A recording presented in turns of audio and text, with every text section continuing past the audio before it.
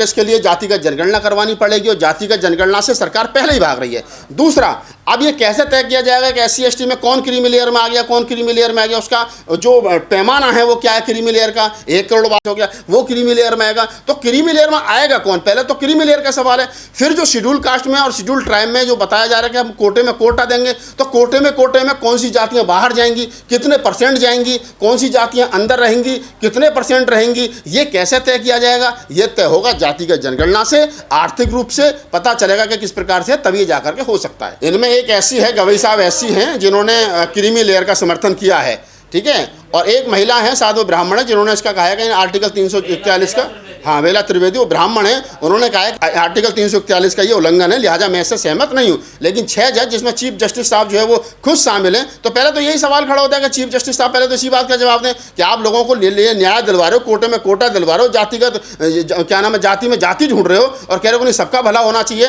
तो इसी supreme court में पहले चीफ जस्टिस साहब, अब चीफ जस्टिस साहब हैं, पहले इनसे पहले उनके पिताजी चीफ जस्टिस रहे, उनके दादाजी चीफ जस्टिस रहे। बड़े मजे की बात है कि जिस परिवार में से 3 आदमी चीफ जस्टिस रहे हों और 33 में से लगभग 28 जज ब्राह्मण हों, वो लोग कह रहे हैं कि साहब कोटे में कोटा होना चाहिए। तो इन लोगों से उम्मीद करना बेईमानी है। तो कोटे में कोटा किस आधार पर तय होगा? अब सरकार, सुप्रीम कोर्ट ने जिस प्रकार से राज्यों के हवाले ये सवाल कर दिया, पहली बात तो राज्यों का कोई मतलब ही नहीं है केंद्र सरकार इसमें हस्तक्षेप करे। उसके लिए भी सरकार को चाहिए कि वो जातिगत जनगणना करवाए। सरकार, जो केंद्र सरकार, मनुवादी सरकार, ब्राह्मणों के हाथों में फलती फूलती सरकार, आज तक देश के अंदर जातिगत जनगणना नहीं करवा पाई है, वो कैसे ये अंदाजा लगाएगी कौन आदमी क्रीमी लेयर में और कौन आदमी क्रीमी लेयर में नहीं है? फिर कोटे में कोटा किस आधार पर कोटे में कोटा बनेगा?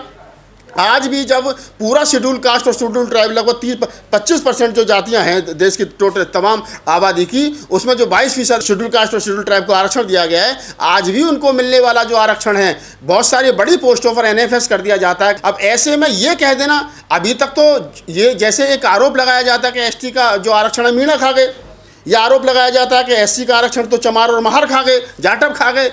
तो ये कैसे नहीं कहा जाएगा कि कल को जब चमार, महार और मीणा और पासवान और इनके होते हुए तब भी सीट NFS हो रही हैं, अगर कोटे में कोटा लेकर के का नियम बन जाता है, तो ऐसे में ये कैसे नहीं माना जाएगा कि अगर एक सीट वाल्मीकि समाज के हिस्से में आती है, खटीक समाज के हिस्से में आती है, धानक समाज के हिस्से में आती है, अन्य और जातियों को 1-1, 2-2 सीट बांट दी जाती है, यानी कोटे में कोटा दे दिया जाता है, तो उन सीटों को कैसे भरा जाएगा?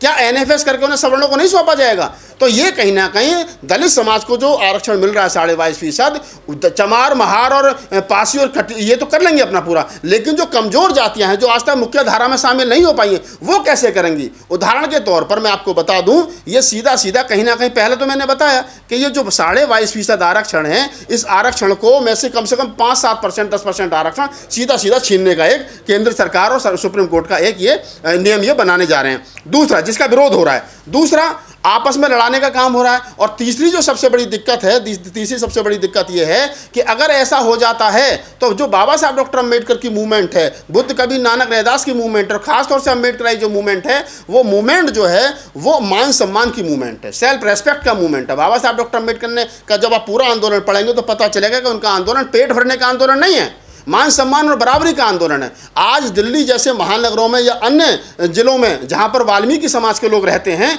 एक घर में से 2 लोग सफाई कर्मचारी, मेरी बात बुरी लग सकती है, लेकिन जब बात जाति पर आ गई है और जाति में भी जाति पर आ गई है, तो फिर मुझे जाति के आधार पर बोलना पड़ेगा। तो मैं ये कह रहा हूं बड़े विश्वास के साथ में कि अगर जो वाल्मीकि समाज के लोग कॉलोनियों में रहते हैं, महानगरों में रहते हैं, दिल्लियों में रहते हैं, आज तक वो अपना स्टैंडर्ड डेवलप नहीं कर पाए। आज भी पति पत्नी दोनों नौकरी करते हैं, 50-50 हज़ार रुपये सफाई कर्मचारी के रूप में उनको तनख्वाह मिलती है, 1 लाख रुपए घर में तनख्वाह आ रही है, ना तो उनका रहना सहना ठीक हुआ है और ना उनका खान पीन ठीक हुआ है। आज भी रेल की पटरियों के किनारे या फिर क्या नाम है नालों के किनारे वो महानगरों में बस रहे हैं। ये दुख का विषय है। वो हमारे छोटे साथी हैं, उनको उनके पास में आय के साधन बने तो उनको सुधार करना चाहिए था। आज भी 1 लाख रुपए तनख्वाह लेने के बाद में दिवाली और होली के अगले दिन वो किसी सवर्ण समाज के आदमी के सामने रात का झूठन लेने के लिए और 20, 25, 50 रुपए लेने के लिए खड़े होते हैं, तो इसका मतलब उनमें वो आत्मसम्मान नहीं आया है। और जो रमेश भंगी या अन्य अज्ञान जी जैसे जो हमारे वरिष्ठ साथी हैं, बॉस साहब जैसे हमारे वरिष्ठ साथी हैं, हमारे बड़े भाई हैं, उनका सम्मान करते हैं, लेकिन जिस प्रकार से वर्गीकरण करने की बात की जा रही है, मेरा सवाल वहीं खड़ा है कि अगर आपको आरक्षण दे दिया जाए तो क्या आप उस आरक्षण को बचा पाएंगे?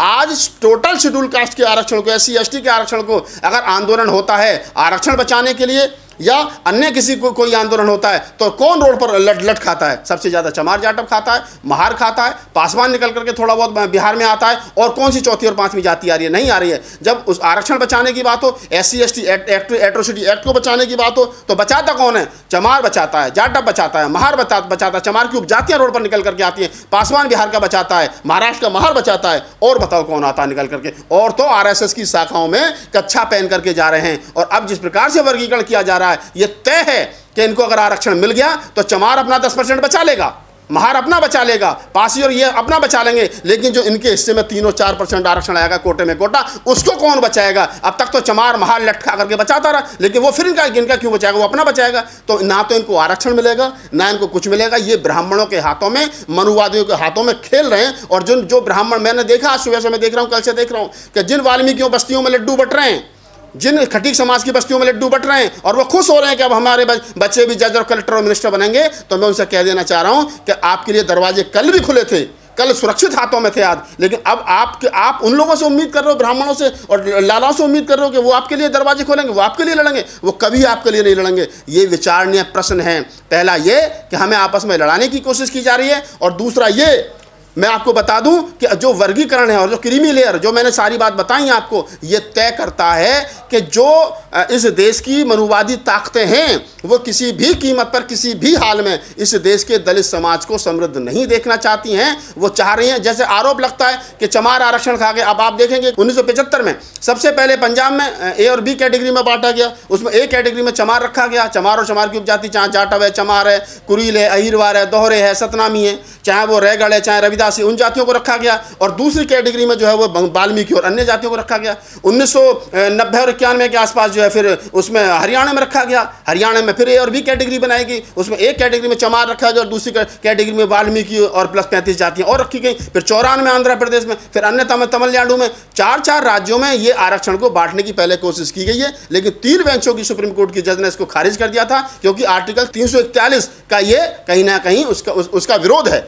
उसके बाद में अब 2010 से लेकर के अब तक जो लोग लड़ रहे थे इस पर, वो आज हारे हैं। तो सरकार की तरफ से कौन लड़ रहे थे? कोर्ट की तरफ से कौन लड़ रहे थे? तो कोर्ट की तरफ से लड़ रहे थे कपिल सिब्बल और सलमान खुर्शीद जैसे बड़े वकील। और हमारे जो वकील हैं, जो अपने आप को कहते हैं कि हम सुप्रीम कोर्ट के वकील हैं, हम हाई कोर्ट के वकील हैं और हम तो सीनियर अभिवक्ता हैं, उनसे पूछो जब ये मामला सुप्रीम कोर्ट में चल रहा था, जब समाज को बांटने की कोशिश की जा रही थी, तो आप क्या कर रहे थे? हमारे वकील बसपा के प्रवक्ता बन रहे थे, वो कह रहे थे बहन जी को प्रधानमंत्री बनाएंगे। हमारे वकील क्या कर रहे थे? ईवीएम की लड़ाई लड़ रहे थे। लड़ाई लड़नी चाहिए थी ये वाली, लड़ाई लड़ रहे थे वो वाली। ना वो ईवीएम को बंद करा पाए, ना वो बहन जी को प्रधानमंत्री बना पाए, उल्टा आपस में लड़ने का जो फैसला आया है ये दुर्भाग्यपूर्ण है। और मैं कह रहा हूं कि इसके लिए सबसे ज्यादा अगर कोई जिम्मेदार है तो चमार जाटव जिम्मेदार है, महार जिम्मेदार है, कुरील अहिरवार दोहरे जिम्मेदार है, पासवान जिम्मेदार है। क्यों? क्योंकि वो महत्वपूर्ण पदों पर थे, इसलिए उनको काम करना चाहिए था, उन्होंने काम नहीं किया। मैं क्या कह रहा हूँ, कपिल सिब्बल, वही कपिल सिब्बल साहब हैं, सीनियर अभिवक्ता हैं, समाजवादी पार्टी के राज्यसभा सांसद हैं। और मैं आपकी जानकारी के लिए बता दूं, अगर केजरीवाल साहब आज अगर जेल में हैं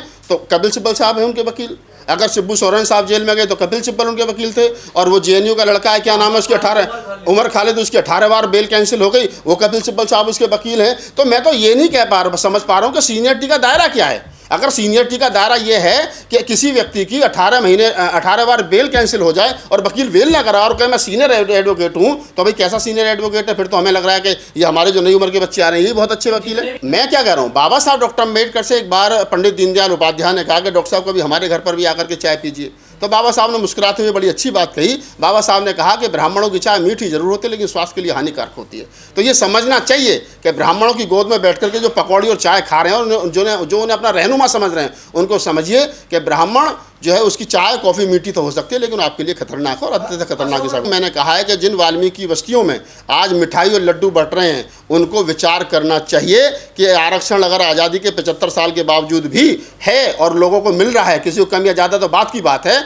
तो ये सिर्फ इस देश के चमार महारों की वजह से मिल रहा है क्योंकि वो लड़े हैं। और जैसे मैंने कहा, उदाहरण के तौर पर बता देता हूँ आपको, अगर 2 अप्रैल 2018 को SC ST एट्रोसिटी एक्ट के लिए लोग रोड पर लड़े तो आप समझ लीजिए कि उस रोड पर लड़ने वालों में 13 बच्चे शहीद हुए, 13 में 13 चमार थे, एक साथ कोई दूसरा था, 12 चमार थे। मुझे बताओ, जब लड़ेगा चमार, मरेगा चमार, लड़ चमार खाएगा, तो फिर माल वो नहीं खाएगा तो कौन खाएगा? वही खाएगा ना। आपको अगर चाहिए तो आप लड़िए, आइए। आज तक चमार लड़ता रहा, पिटता रहा, अपना और आपका दोनों का बचाता रहा है। वो बचा तो आपके भी बच्चे कुछ ना कुछ लगे हैं, लेकिन जो ये सोचने के नाम वर्गीकरण होगा, कोटे में कोटा होगा, तो हमें ज़्यादा अधिकार मिलेंगे। अधिकार जब मिलेंगे कि जब आप पढ़ लिख करके मेरिट में आओगे। अधिकार जब मिलेंगे कि जब आप लड़ना सीखोगे। बिना लड़े तो भाई साहब कोई कुछ नहीं दे रहा, अपने वाले नहीं देंगे, दूसरे वाले कहाँ से देंगे? इतना आसान थोड़ा है ना, अभी तो सरकार के पास कोई डाटा नहीं है ना, कोर्ट के पास कोई डाटा, लागू थोड़ा है। देखिए, आप जो कह रहे हो कि नहीं, वो मैं पहले ही कह चुका हूँ। तो क्या जर्नल में उनको जगह मिलेगी? ये सबसे बड़ा सवाल है। क्या ब्राह्मण उनके लिए जगह छोड़ेंगे? सवर्ण समाज के लोग उनके लिए कुर्सियां खाली करेंगे?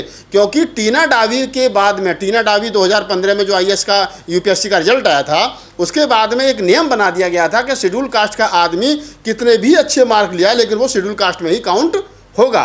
तो ऐसे में जब शेड्यूल कास्ट के व्यक्ति शेड्यूल कास्ट में ही काउंट होगा, तो ऐसे में जो लोग क्रीमी लेयर से ऊपर आ जाएंगे शेड्यूल कास्ट, शेड्यूल ट्राइब के, तो सबसे पहला ये सवाल है कि सरकार या सुप्रीम कोर्ट के आदेश के अनुसार सरकार जो है उनको कहाँ स्थान देगा? सवर्ण लोग कितना उनके लिए, अगर वहाँ से सपोज करो 5-6% लोग आते हैं, 5-6%, उन लोगों को सवर्ण कोटे में जगह मिलेगी या जनरल कोटे में जगह मिलेगी? पहला सवाल तो ये हो गया क्रीमी लेयर का। मैं तो फिर पुनः तमाम लोगों से अपील करूँगा, जो लोग मिठाई बांट रहे हैं, जो लोग लड्डू बांट रहे हैं, कि अगर आप लोग सुरक्षित हैं तो अपने बड़े भाई के संरक्षण में सुरक्षित हो सकते हैं। अगर मैं कमज़ोर हूं तो मैं मजबूत तब हो सकता हूं, तब मैं अपने बड़े भाई के साथ रहूं। अगर मैं अपने बड़े भाई से लड़ करके अपनी एक कोठरी अलग ले लूं उससे बंगले में से, और मैं सोचूं कि ब्राह्मणों के साथ जा करके मैं सुरक्षित हो जाऊंगा, मुझे पता है ब्राह्मणों के साथ मैं सुरक्षित नहीं होऊंगा। वो मेरी एक कोठरी भी छीन लेंगे और मेरी पिटाई भी करेंगे।